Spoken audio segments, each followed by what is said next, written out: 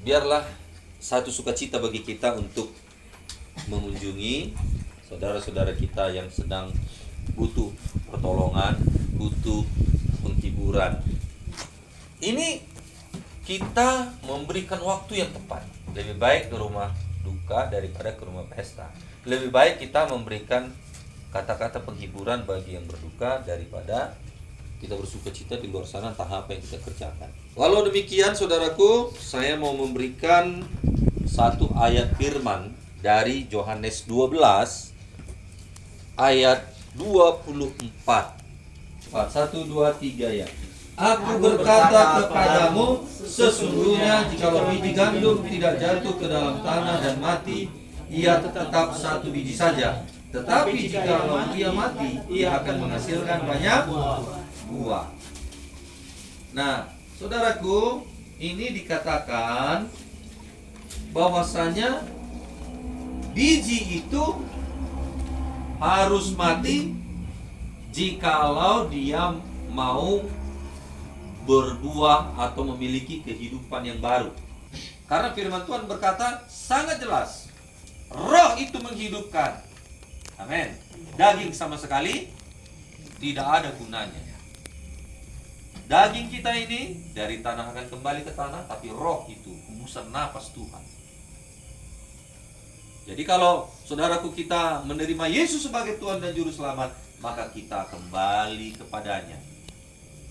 Tidak masuk dalam hukuman kekal. Amin.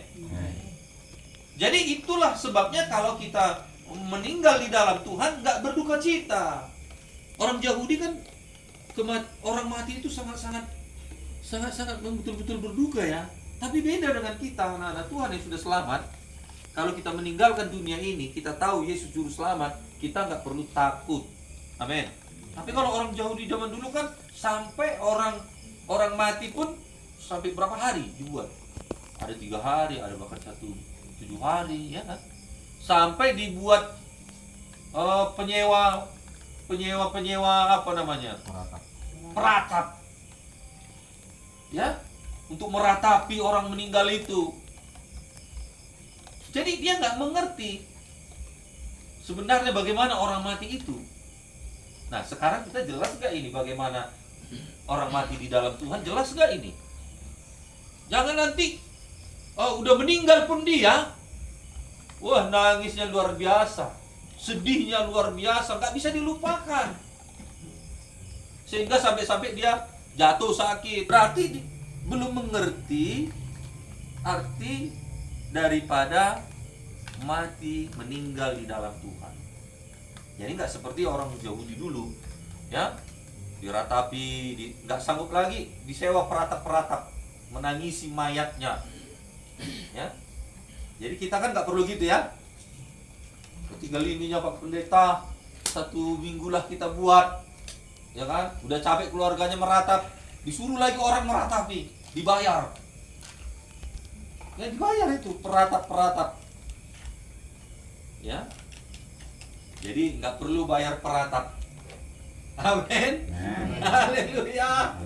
Nah, jadi Bapak Ibu, intinya kesimpulannya, kalau kita mau kehidupan yang baru itu di mana? Di sorga yang kekal, maka kita memang harus mengalami kematian. Kalaupun kita mengalami kematian, pastikanlah diri kita ini menerima hidupnya kekal. Tidak busuk benih itu, tidak ada kehidupan. Ya, mati tapi enggak hidup. Busuk dia. Nah, oleh sebab itu Bapak Ibu, biarlah kita pada hari ini memberikan pengertian kepada kita supaya semakin semangat mengikut Tuhan.